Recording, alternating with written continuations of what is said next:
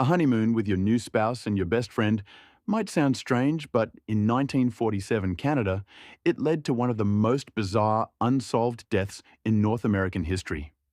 You know what's fascinating about this case? The fact that it has everything: insurance fraud, possible murder, hidden relationships, and it all centers around this remote cottage that's only accessible by boat. Let's break down the key players here.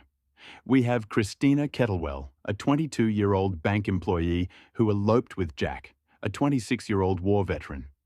But the interesting part is their constant companion, Ronald Barry, a professional ballroom dancer who seemed to be everywhere they went. Well, that's quite the interesting trio, especially for 1947. And Christina's family was concerned about this arrangement from the very beginning, weren't they? That's exactly right, particularly about how much time Ronald spent with the couple. But here's where things get really strange. After the wedding, Ronald joined them for their entire honeymoon, including a stay at his remote cottage in Seven Falls. You know what makes me pause? The timing of all these insurance policies they took out. Just before the wedding, Jack purchased two separate life insurance policies for himself and Christina, worth about $200,000 in today's money. And guess who was the beneficiary? Ronald! And let's not forget that Ronald had also taken out an insurance policy on his cottage, the same cottage that mysteriously burned down, with Jack as the beneficiary. The whole thing feels almost too perfectly orchestrated. Speaking of perfect orchestration, Christina's behavior leading up to her death seems particularly important. She was reportedly having crying fits and appearing dazed. What do you make of those suicide notes she wrote? The suicide notes are fascinating because they create this whole other layer to the story. She wrote three of them, all addressed to Ronald, not Jack. The first one was written before they were even engaged, talking about trying to poison herself because she was uncertain about Jack's feelings. Hmm. And then there's that final note she wrote the day before she died, mentioning how Ronald was staying an extra day to make sure they got back to Toronto safely. Almost as if he suspected something might happen. The investigation revealed even more surprises. During police questioning, Jack admitted to having an intimate relationship with Ronald, though he later claimed he was coerced into making that statement. The police commissioner wrote that their relationship was, to quote, to put it mildly, to be unnatural. Well, that adds another dimension to everything, especially considering this was 1947. The social pressure must have been enormous. The case became such a sensation that people were actually asking Jack and Ronald for autographs outside the courthouse.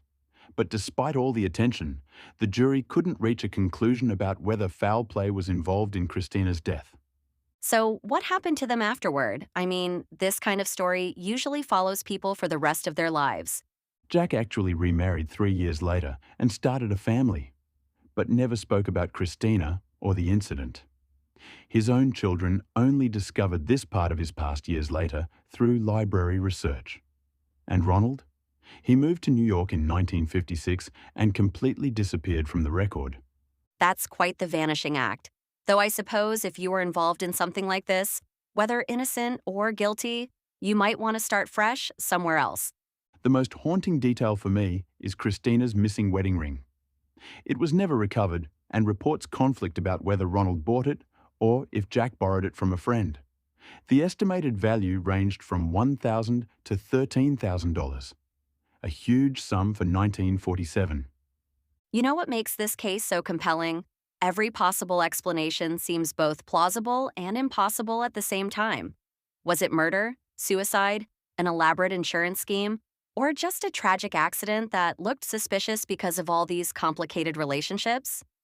And we can't ignore the codeine found in Christina's system, the same drug that Jack was apparently under the influence of when he was found in the burning cottage. Was someone drugging them both? Were they drugging themselves? These questions have remained unanswered for over 70 years. The whole story feels like it could have been written by Patricia Highsmith, the author of Strangers on a Train. You've got these complex relationships, possible double crosses, and this overwhelming sense of post-war social pressure. Looking back at this case through a modern lens, it's striking how many layers of social and personal complexity were at play. Whether Christina's death was murder, suicide, or accident, it's clear that these three people were trapped in a web of secrets that ultimately proved fatal for at least one of them. And perhaps that's the real tragedy here. How societal pressures and personal desires created a situation where something like this could happen, regardless of who was ultimately responsible. In the end, the mystery of the eight-day bride remains exactly that, a mystery. But it serves as a fascinating window into a time when personal relationships were often forced to exist in the shadows, sometimes with deadly consequences.